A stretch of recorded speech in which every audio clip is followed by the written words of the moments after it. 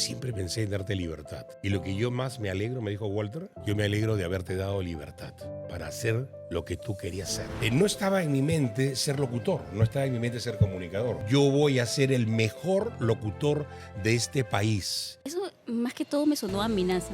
No, no fue amenaza. Fue una profecía porque 2 años después gané el Astro, gané el Circe, gané esto, gané todos los premios. Gané todos los premios que te imaginas. Te lo propusiste también. Me lo propuse, sí. Hola, bienvenidos a un nuevo episodio de Arted y estamos aquí para seguir celebrando y conmemorando los 100 años de la radio. Y en este episodio no me encuentro sola, me acompaña mi querido amigo, un miembro más de la familia Arted, Miki Quiñones. ¿Qué tal, Miki? Gracias, Elizabeth. Amigos, ¿qué tal? Buenos días, ¿cómo están ustedes? Contento de poder estar en esta ocasión en una nueva emisión de nuestro podcast dedicado a los 100 años de la radio, con un personaje realmente histórico, ¿no? Estuvimos coordinando con él muchas ocasiones para que pueda estar presente. Tengo el orgullo de presentar a un gran comunicador, a un gran locutor, a un gran creativo, amigo de hace muchos años, el señor Randy Calandra. ¡Wow! ¡Qué presentación! Me gustó esa quebradita, ¿eh? Me gustó esa quebradita, ¿no? Parecía Michael Jackson. Estuvo bueno. ¿Qué tal, Randy? Un gusto tenerte aquí. Bastante bien, un poquito con la antipática que no nos deja en paz, pero no podía fallarle a mi amigo Miki Quiñones, no podía fallarle a ustedes. Gracias. He estado un poquito en cama, pero creo que era oportuno con este sol que hoy día nos ha recibido. Bellísimo clima. Creo ¿cierto? que era oportuno estar aquí y poder compartir estos 100 años de historia de la radio, que se dijo muchas veces que iba a morir. Sí. Inclusive el año 80 hubo una canción, Video Kill to Radio Store, donde ya presumían de que la radio moría, que el video iba a matar a la radio. Y mira, ahora NTV acaba de morir hace poquito, ¿no? Oficialmente, ¿no? Acaba de morir y la radio sigue viva. Y seguirá. Y la radio sigue viva. Sí.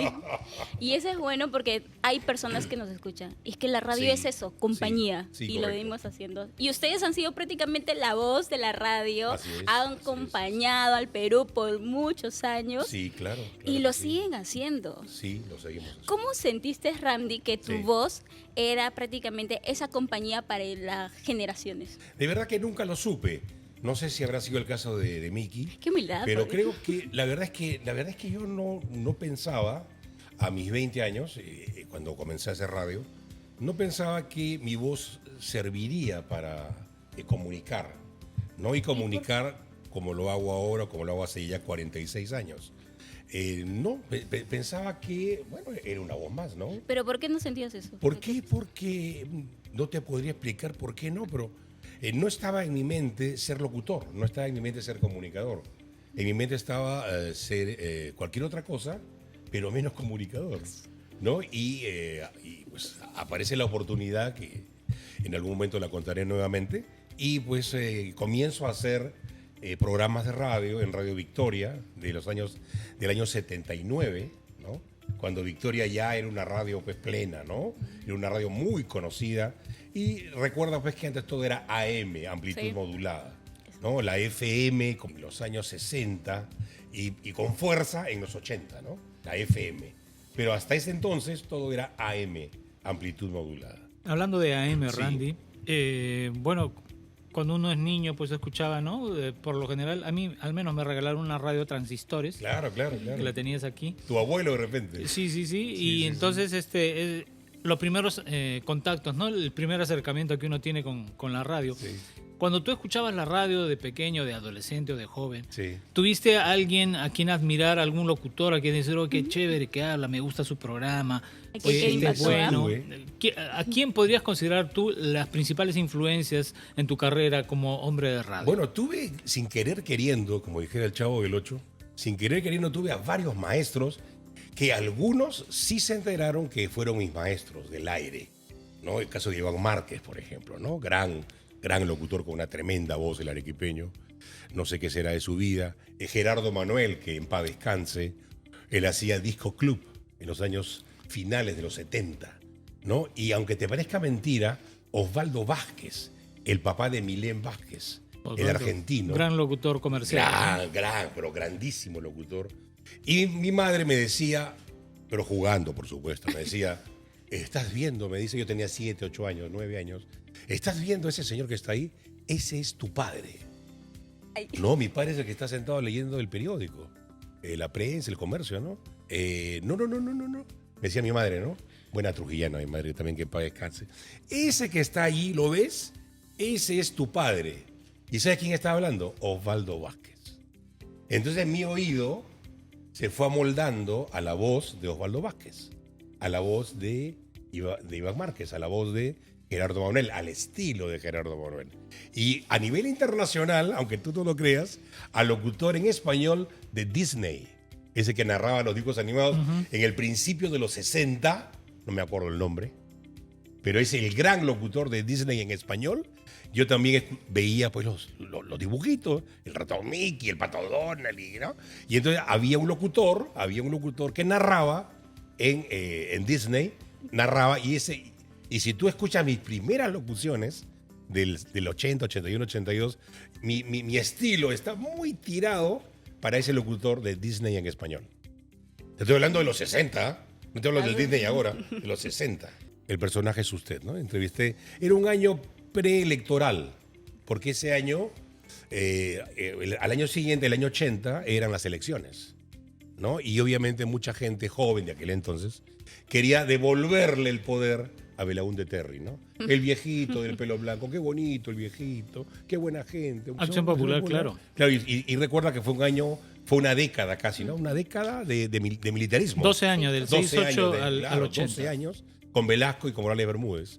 Entonces, ya la gente joven de aquel entonces quería vivir en democracia. Y entonces querían darle el poder nuevamente a quien se lo quitaron, que fue a Belaúnde Terry. Y Belaúnde Terry ganó, pues, el año 80. Claro. Y previo al triunfo del arquitecto, que en paz descanse, pues hicimos un programa, El personaje es usted, Victoria, que entrevistábamos a candidatos a la presidencia de la República. Es decir, yo me inicio no como disc jockey, no como presentador de música, me inicio como entrevistador político, ¿no? Y artístico. Entrevisté a Pablo de Maladengoitia, a Zenaida Solís, a Ruli Rendo. Caramba, qué buen comienzo. A Ruli Rendo. Imagínate con quiénes comencé, ¿no? Y pasaba, y ¿sabes quién estaba ahí? Cuando yo pasaba ya me iba. A veces, mi programa era los domingos, me acuerdo. Y entonces, ahí estaba un señor que decía: amables oyentes, no preocupa, ¿qué está pasando? Juan Ramírez con Lazo. Miki Quiñones. Juan Ramírez Lazo. Imagínate con quiénes comencé mi carrera, ¿no? Es decir, quiénes me estuvieron aupando o cobijando sin querer queriendo, ¿no? Pero en tus inicios tú no te hacías conocer al aire como Randy. No, Randy como tal nace en Radio Libertad el año 82, ¿no? Cuando yo me retiro, o me retiran, porque hay que ser honestos, me retiran de 1160 por problemas, digamos, con la programación. Y entonces yo le digo a Brani Zavala, gran hombre de radio, un tremendo broadcaster, yo le digo a Brani llorando, yo tenía 20, 21 años, y yo le dije, ¿no? Con este nombre que tú me conoces, Denis Alberto, o con cualquier otro nombre, le dije a Brani Zavala, enjugándome las lágrimas, yo voy a ser el mejor locutor de este país. Yo te miro a los ojos llorando como hombre, pero yo me voy por la puerta falsa. Pero voy a regresar a tu radio por la puerta grande y voy a ganar el premio Circe, el Astro. Voy a ganar todos los premios habidos y por haber, Brani. Y me fui llorando. Eso más que todo me sonó a amenaza. No, no fue amenaza. Fue una profecía porque 2 años después gané el Astro, gané el Circe, gané esto, gané todos los premios. Gané todos los premios que te imaginas. Te lo propusiste también. Me lo propuse, sí.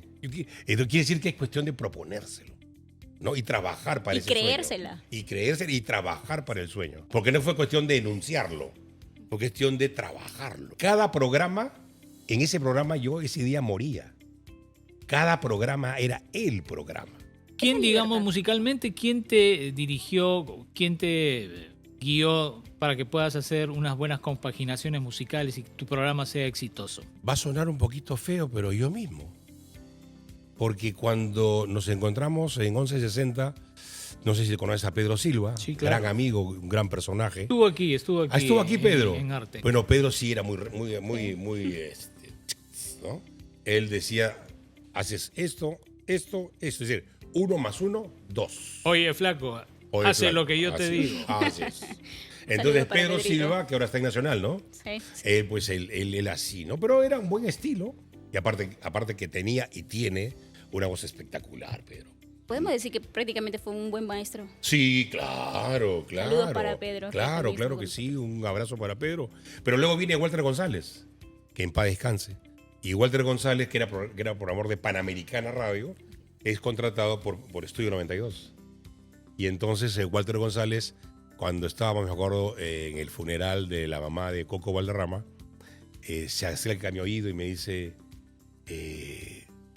siempre pensé en darte libertad, me dice. Creo que no me equivoqué. Y lo que yo más me alegro, me dijo Walter, yo me alegro de haberte dado libertad para hacer lo que tú querías ser. Y después Walter nunca se arrepintió porque tanto a Coco como a mí nos daba esa libertad de escoger nuestra música, de hacer esa programación del propio programa, ¿no? que manejábamos, ¿no? Guste y deleite para todos los oyentes. Ah, bueno, no sé. Porque sí, al momento de escucharlo, Sí. o sea, es un ícono igual que Mickey y nos han acompañado a muchas de las generaciones. Ah, ¿Alguna experiencia que haya tenido con a un oyente que le haya llamado, que le haya dicho, sabes qué, háganla fuera del canal? ¡Uy, eres tú! Escucho tu voz o algo que le haya eso nos impactado. pasa a muchos locutores. Creo que a Miki también le tiene que haber pasado. Las personas, sobre todo las chicas, nos tenían como una imagen de nosotros, ¿no? Yo tenía pues 22, 23 años, alzaba pesas, tenía mi dureza. Y entonces, sí, pues era simpaticoncito, ¿no? Ahora estoy Ay. una desgracia, ¿no? Bueno, no digamos, tampoco. Pero en los tiempos de la juventud tenía mi jale, ¿no? Entonces, y sin hablar, ¿no? No hablaba Ah, y ok. solo me miraba nomás y había cierto jale. Y entonces a los locutores de radio nos entronizaban porque pensábamos que tan bonita como la voz que teníamos era nuestra cara y era nuestro cuerpo. Entonces, sobre todo, más que los hombres, creo que las chicas, ¿no? Entonces soñaban con nosotros. Soñaban con que, uy, ¿cómo será? ¿Cómo será Mickey, no? ¿Será alto? ¿Será bajo? Será rubio. ¿Tendrá bigotes? ¿Ojos celestes? Uy, Dios mío, ¿no? las expectativas ¿Cómo son- será Randy, no? Gordo, flaco, alto. Porque la voz que tiene, me desmayo. Se me descose todo, ¿no? Entonces, Entonces nos entronizaban. Nos entronizaban y habíamos de todo. Habíamos, pues... ¿Y alguna que le haya tocado por ahí en la calle? Tú sabes que en los tiempos de Panamericana Radio estábamos muy cerca, estábamos muy cerca a Canal 5. Entonces, todas las vedettes de la época, incluida Gisela Valcárcel, incluida Todas. Ya, ok. todas las que te imaginas, Ok. e incluida Gisela Valcárcel, se iban a Radio Panamericana a que algún locutor, sea Wolfie, sea yo, sea fulano, sea sutano, pues le grabaran un cassette. Básicamente con la ¿Con la música de, ¿cómo se llama esta italiana que ya murió, la italiana? Rafaela Carrá. Rafaela Carrá, que era el fetiche de las vedettes de aquel entonces. Entonces nos pedían a nosotros que le grabáramos un cassette. No sé si la gente sabe lo que es un cassette. Sí, sí. De repente ya no sabe lo que es un A cassette. ver, ¿no? explíquenos un poquito. Una nueva juventud aquí, nueva generación. Entonces le grabábamos un cassette con música disco, de ahí Sí. que Gisela le encanta ahora la música disco de los 70s.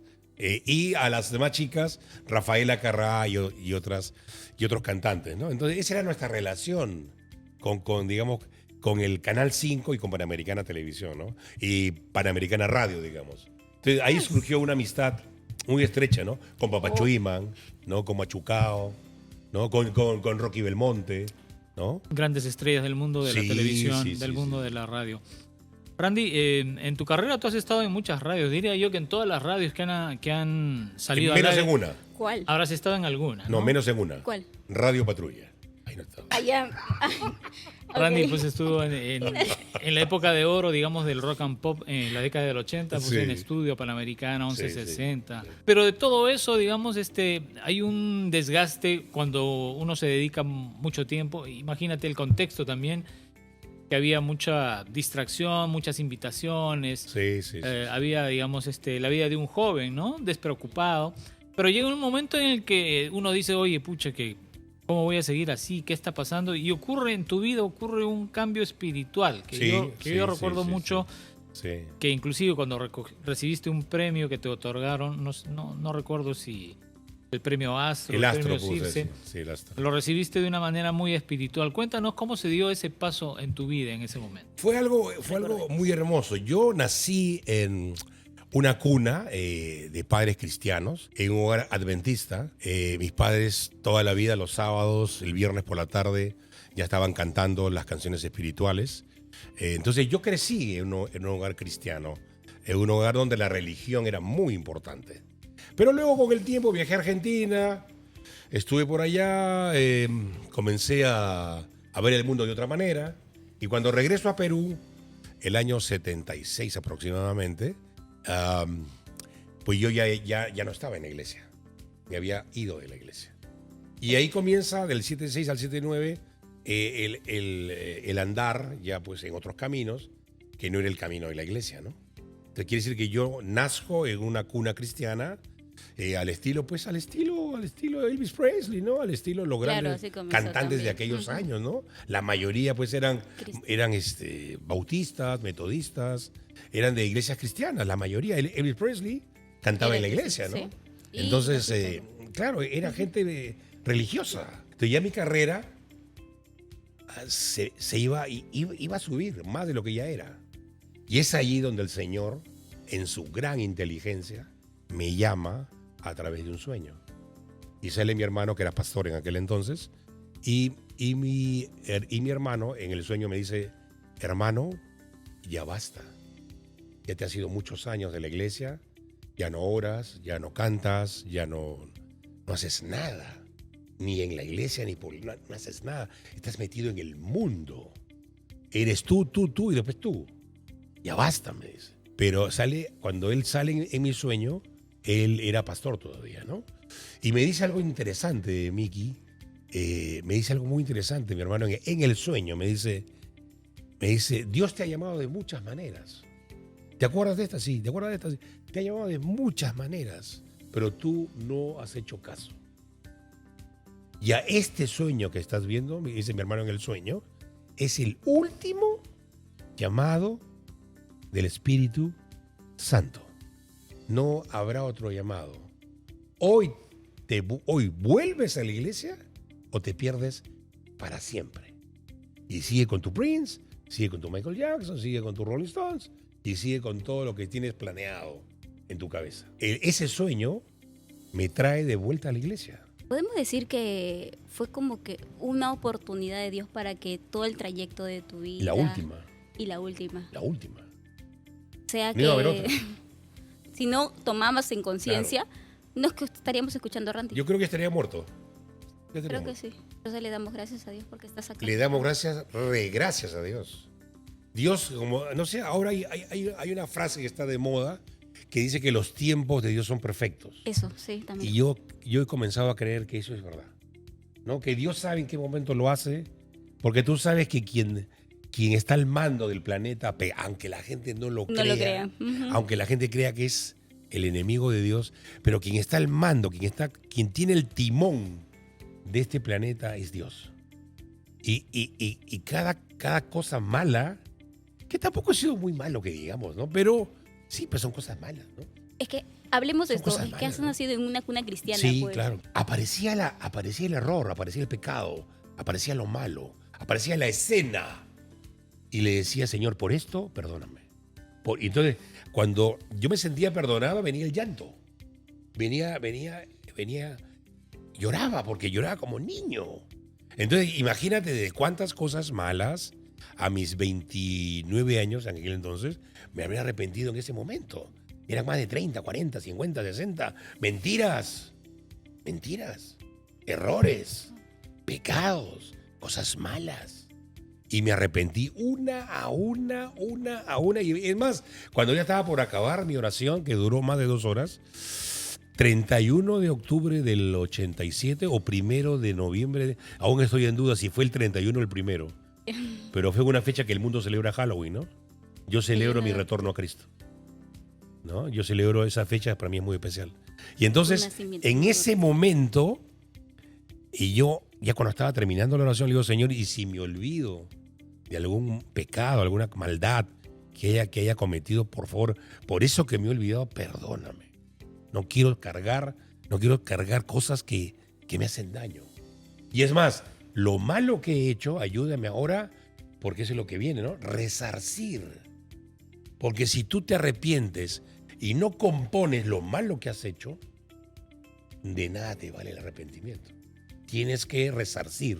A ver, un cambio. No, y tienes que pagar cosas que has hecho y tienes que volver a hacer lo correcto y poner tu mundo en las prioridades, que es primero Dios, tu familia, la patria y, bueno, tus amigos y tu trabajo, ¿no? Hablándonos de estos cambios, Randy, yo cuando era adolescente tenía Un pues, bebé. un bebé. Walkman, Claro. me lo ponía, Uy, podía eso es escuchar.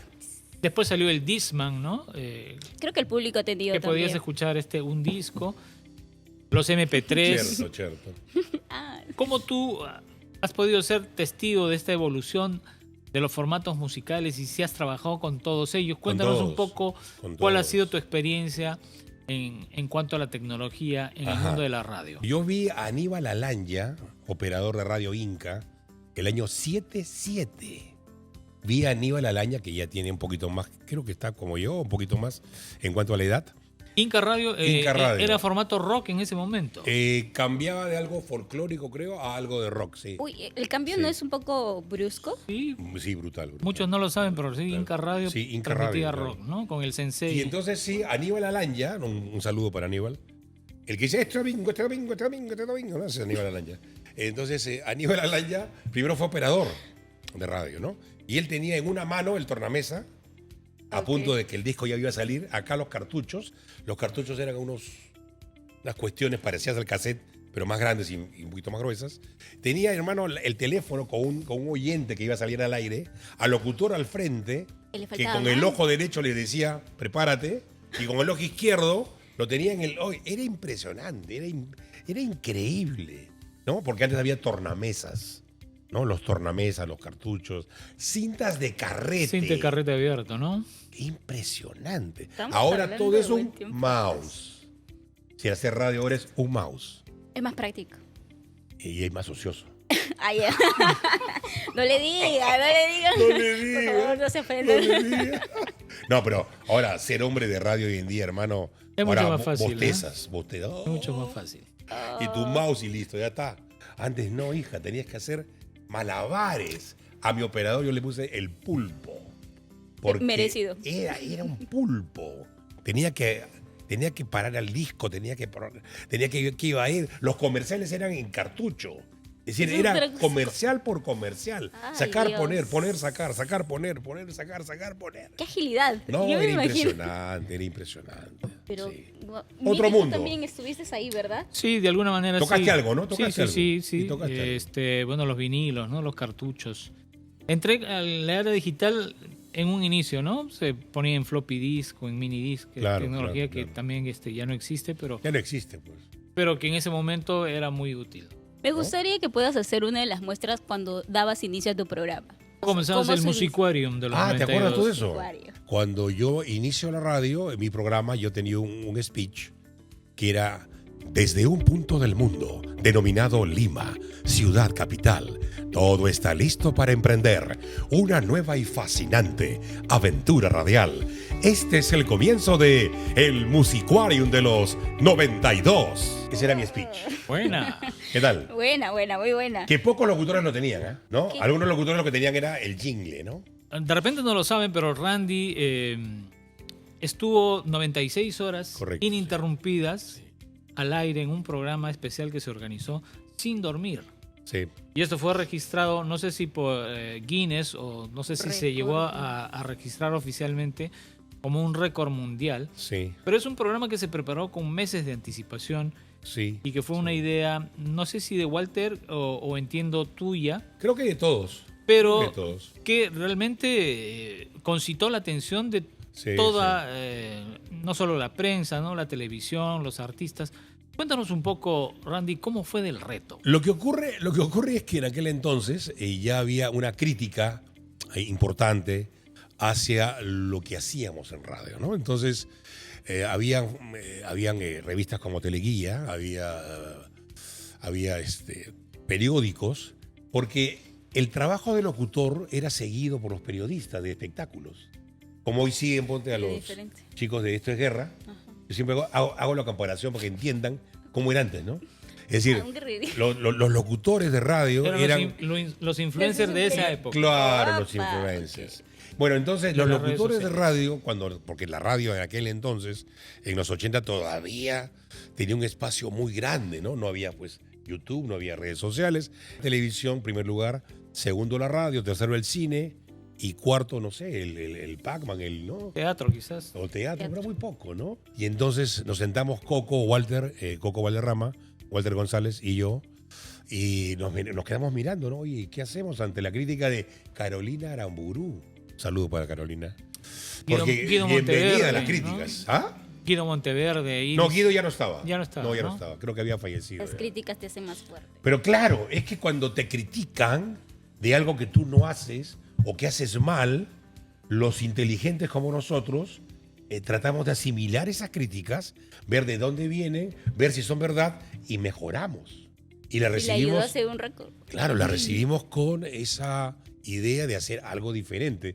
Y en la mañana de aquel, no sé si fue un lunes o un martes, yo había leído que un dominicano había batido un récord mundial de 72 horas en Santo Domingo y que había sido pues aplaudido por la gente, llevado en hombro, ¿no? 3 días sin dormir el hombre, ¿no? Todo un récord, ¿no?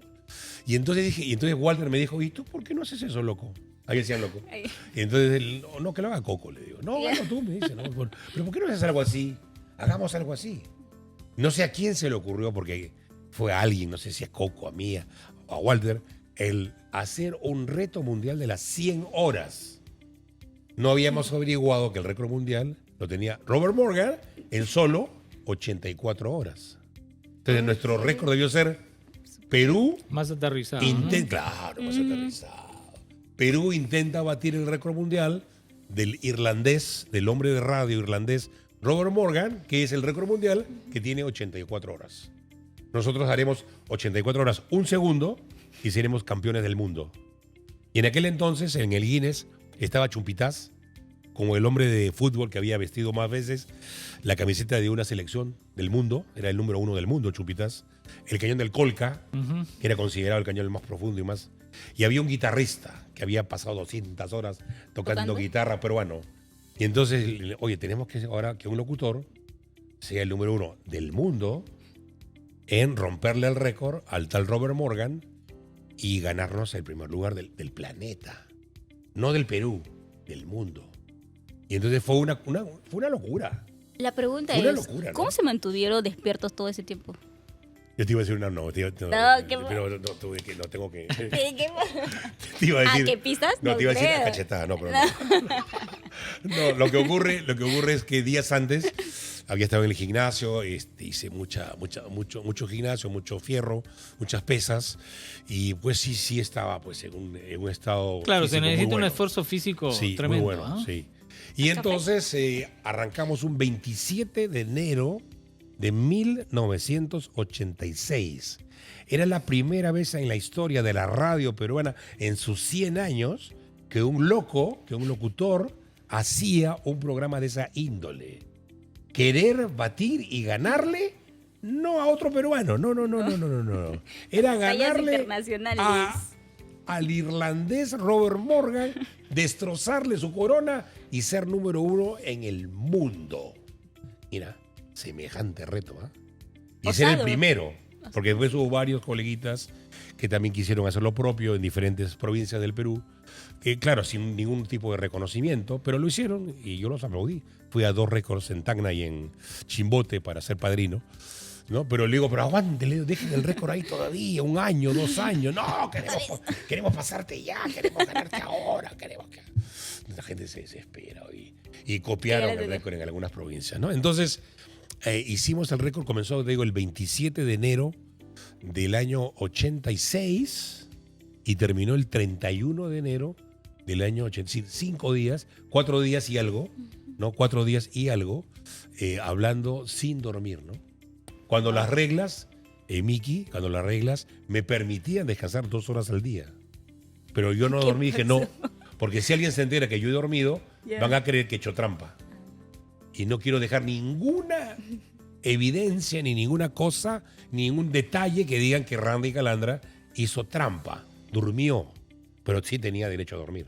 Realmente increíble. Sí. ¿Ah? Yo en esa época era oyente Claro, claro, claro. y recuerdo que lo último que dijiste es, ya no puedo más. Ya no puedo más. Y caí. Ey, ya acabó. Sí, 96 horas, 15 minutos.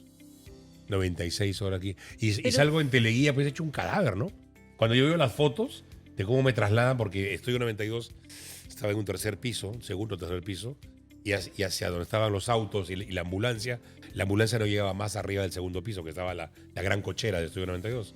Entonces me bajaron en una, ¿cómo se dice? ¿Camilla? Una ¿no? camilla. Y yo vi pues que por ahí hasta me he podido caer, ¿no? Claro. Porque ni por el ascensor, porque no entraba la camilla en el ascensor. Me bajaron por las escaleras hasta llegar a la ambulancia, ¿no? Pero yo estaba hecho un cadáver. No tenía ni una reacción. Knockout. Si la última neurona se desprendió. ¡Clic!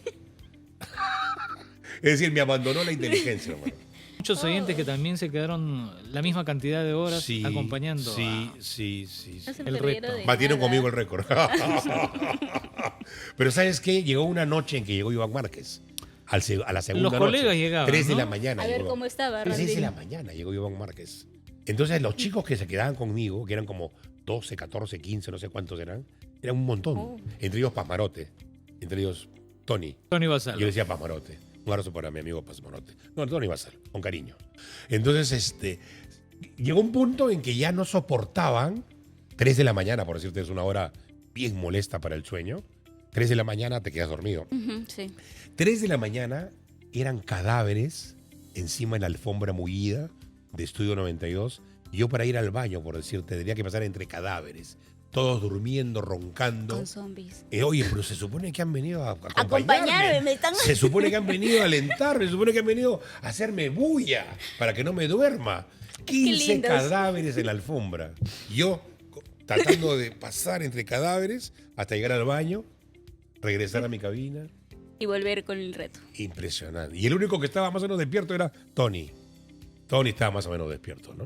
Fueron todas las estrellas de radio y televisión de la época. A acompañarte. Todos, entre ellas Pilar Brescia, por ejemplo, me acuerdo clarito, ¿no? Hugo Salazar, el cómico, gran Hugo, ¿no? Johnny López, todos los grandes locutores de la época y grandes artistas. Me llamó el edecán del presidente Alan García a decirme te felicito y sigue adelante.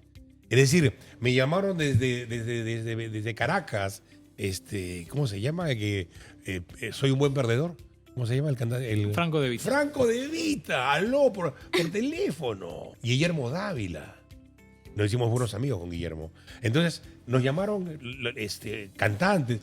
La Voz de los Estados Unidos, la BOA, ¿no? La Voz de los Estados Unidos, transmitió el programa de Estudio 92 12 horas intercaladas en toda su repetidora de los Estados Unidos en español.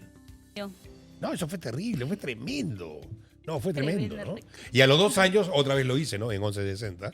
Es decir, entre los dos récords yo acaparé 180 horas, ¿no? 180 horas de transmisión, ¿no? Así que no Miguel, es poca ¿tú cosa. cuánto te animas? Yo Miguel, por también favor. hice Creo que uno. tú lo hiciste, ¿no? También Sí, hice sí, tú lo uno. hiciste, Llegamos claro. a las 100 horas, pero era a nivel grupal, ¿no? Eran Ah, 5, ya. ¿no? Entre Ok. 4 locutores. Juan Carlos, tú Juan Carlos Fernández Sí. y el que habla. Y Arturo, ¿no? Que en y paz descanse. Arturito. Y Arturito. Randy Calamba, ¿qué nos puedes decir como, digamos, conclusión de esta nota acerca de la carrera que tú has elegido? Porque tú elegiste la carrera o la radio te eligió a ti, pero sigues trabajando en radio. ¿Qué le podría decir a la audiencia que recién está estudiando, ¿no? Comunicaciones. Lo que ocurre es que cuando tú eres un apasionado de lo que haces, la verdad es que no trabajas. Yo creo que tú y yo, creo que nosotros, ¿no? Sentimos esa pasión de comunicar, de estar allí, ¿no? Entonces yo creo que el que disfruta de su trabajo, no trabaja, disfruta. Entonces yo creo que los jóvenes que nos están escuchando tienen que darse cuenta si lo que están haciendo, hacer cámaras, hablar, hacer guiones, hacer publicidad, maestro de ceremonia, es decir, todo lo que incumbe a la comunicación en todos sus ámbitos es realmente lo que los apasiona. Hay gente que le apasiona el dibujo. Quédate en el dibujo. Hay gente que le apasiona viajar, pero quédate en eso. Hay gente que le apasiona muchísimas cosas, pero hace todo lo contrario. Y vive una vida llena de frustraciones y se frustran. Dicen, yo no nací para esto, pero gano plata, pero soy conocido, pero no te gusta lo que haces. Sí, pero no me gusta, pues.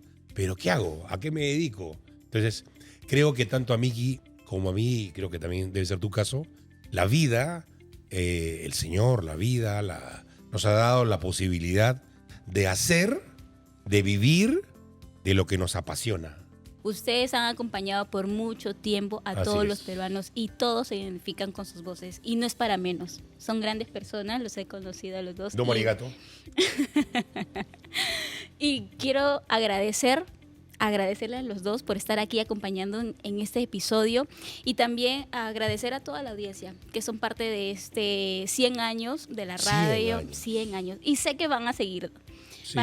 Porque la radio no se apaga, la radio sigue prendida y sigue haciéndonos a nosotros compañía. Muchas gracias.